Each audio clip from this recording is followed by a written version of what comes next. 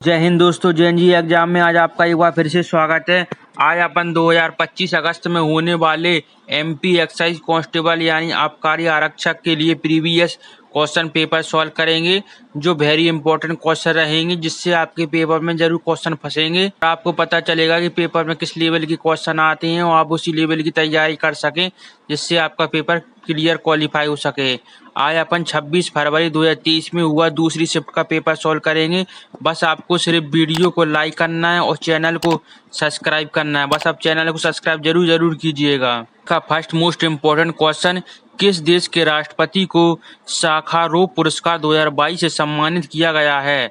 तो right answer रहेगा इसका ऑप्शन सी यानी यूक्रेन के राष्ट्रपति को। ऑप्शन नंबर सेकंड, बोहरा समिति के गठन का क्या कारण था? राइट आंसर है इसका ऑप्शन ए है राजनीतिक का अपराधीकरण।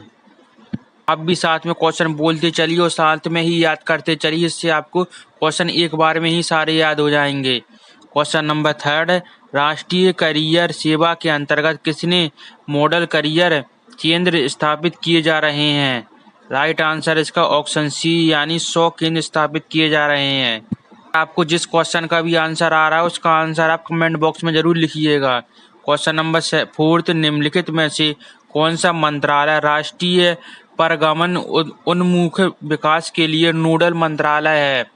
राइट आंसर है इसका ऑप्शन ए यानी आवास और शहरी मामलों के मंत्रालय। नंबर 5, प्रधानमंत्री नरेंद्र मोदी ने गुजरात के किस शहर में 36वें राष्ट्रीय खेलों का उद्घाटन किया है?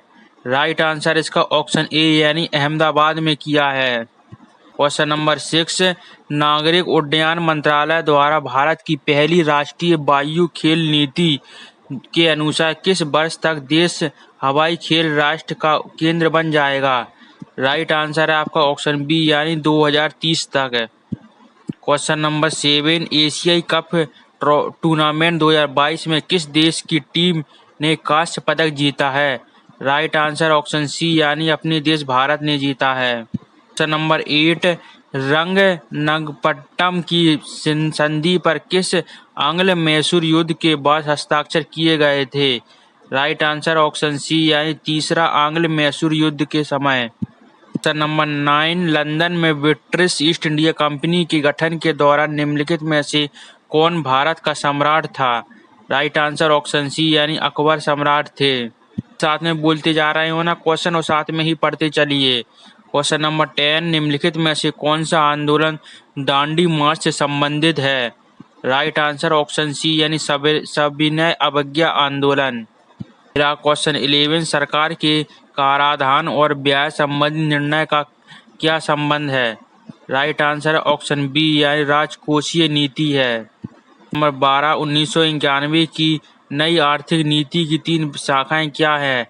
राइट आंसर आपका ऑप्शन ए यानी उदारीकरण, वैश्वीकरण और निजीकरण। क्वेश्चन नंबर 30, कितने उद्योगों को सार्वजनिक क्षेत्र के लिए आरक्षित किया गया है? राइट आंसर है इसका ऑप्शन डी यानी 8 औद्योगिक क्षेत्र को। आपका क्वेश्चन नंबर 40, भारत के चुनाव आयोग की स्थापना कब हुई थी? ये वेरी इंपॉर्टेंट क्वेश्चन है। राइट आंसर है ऑप्शन ए यानी 1950 में हुई थी।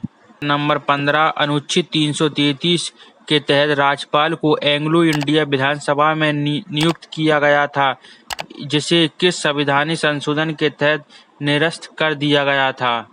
राइट आंसर ऑप्शन 4 सी यानी 104वां संविधान संशोधन अधिनियम। क्वेश्चन नंबर 16, निम्नलिखित में से कौन से मौलिक अधिकार विदेशियों से को प्राप्त नहीं होते हैं? राइट आंसर है आपका ऑप्शन सी यानी अनुच्छेद 15 विदेशियों के लिए नहीं है।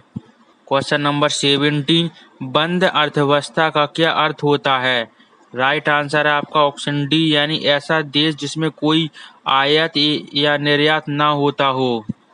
क्वेश्चन नंबर 18, भारत में आर्थिक उदारीकरण के साथ क्या शुरू हुआ था?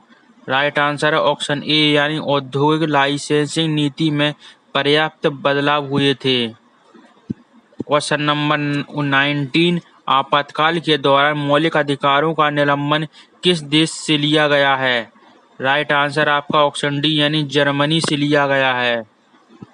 नंबर 20, ताम्रपाषाण युग में स्त्रियों किस धातु के आभूषण पहनती थीं? राइट आंसर है आपका ऑप्शन बी यानी कांसे की धातु की आभूषण बनाए जाकर पहनते थे। यहाँ से साइंस के क्वेश्चन स्टार्ट हो रहे हैं। अब ध्यान से आप साइंस के क्वेश्चन पढ़िएगा। क्वेश्चन नंबर 21, निम्नलिखित में से किस स्थिति में लैमार्कवाद द्वारा विस्तृत नहीं किया जा सकता है? राइट आंसर है ऑप्शन डी यानी समय के साथ विशाल आदिम वृक्षों के आहार में कमी। क्वेश्चन नंबर 22, अनुदैर्ध्य तनाव के तन्य तनाव के अनुपात को किसके रूप में परिभाषित किया गया है? राइट आंसर है ऑप्शन ए यानी यंग मापक में। क्वेश्चन नंबर 23, निम्नलिखित में से किसमें न्यूरॉन्स की सबसे बड़ी जनसंख्या है? राइट आंसर रहेगा आपका ऑप्शन ए यानी मस्तिष्क में सबसे बड़े न्यूरॉन की संख्या होती है। क्वेश्चन 24, क्लोरीन कमरे के तापमान पर संतृप्त हाइड्रोकार्बन के साथ प्रतिक्रिया करता है। राइट आंसर आपका ऑप्शन बी यानी धूप की उपस्थिति के कारण। रहा क्वेश्चन 24, निम्नलिखित में से किसमें पाई बॉन्ड शामिल होता है? राइट आंसर ऑप्शन सी यानी साइड बॉन्ड्स ओवरलैपिंग के द्वारा। रहा क्वेश्चन नंबर 26, निम्नलिखित में से कौन कम करने वाले एजेंट के रूप में कार्य नहीं करता है? राइट आंसर है ऑप्शन बी यानी कार्बन डाइऑक्साइड काम करने वाले एजेंट के रूप में कार्य नहीं करते। क्वेश्चन नंबर 27, ओजोन O3 में ऑक्सीजन की ऑक्सीकरण संख्या क्या है? राइट आंसर है ऑप्शन ए यानी 0 है।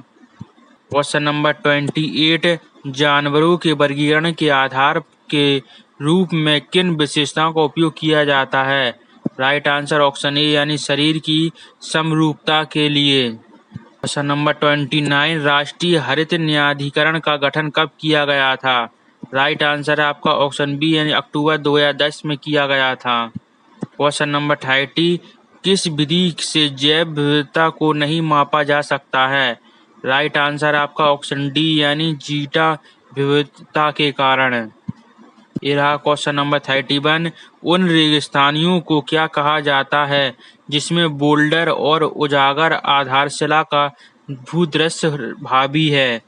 राइट आंसर है आपका ऑप्शन ए यानी हमादा। क्वेश्चन नंबर 32, विदेशी नदी के लिए पानी का स्रोत क्या होता है?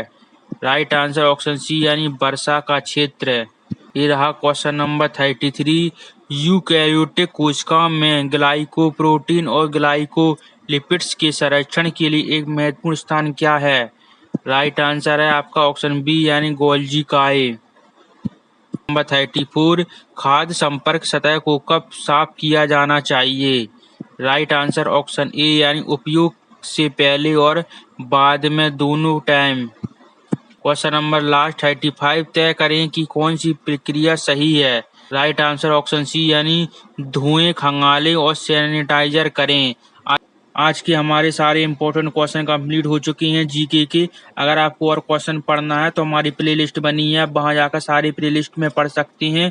और आपको ऐसे ही क्वेश्चन चाहिए तो बस आपको सिर्फ वीडियो को लाइक करना है और चैनल को सब्सक्राइब करना है और कमेंट में ये बताना है कि आपको और किस लेवल के क्वेश्चन पेपर चाहिए, तो आपको वो सारे मिल जाएंगे। बस आप कमेंट बॉक्स में ज़रूर बताइएगा और चैनल को ज़रूर सब्सक्राइब कीजिए। कल फिर मिलेंगे दोस्तों नए पेपर के साथ। बाय, तब तक के लिए।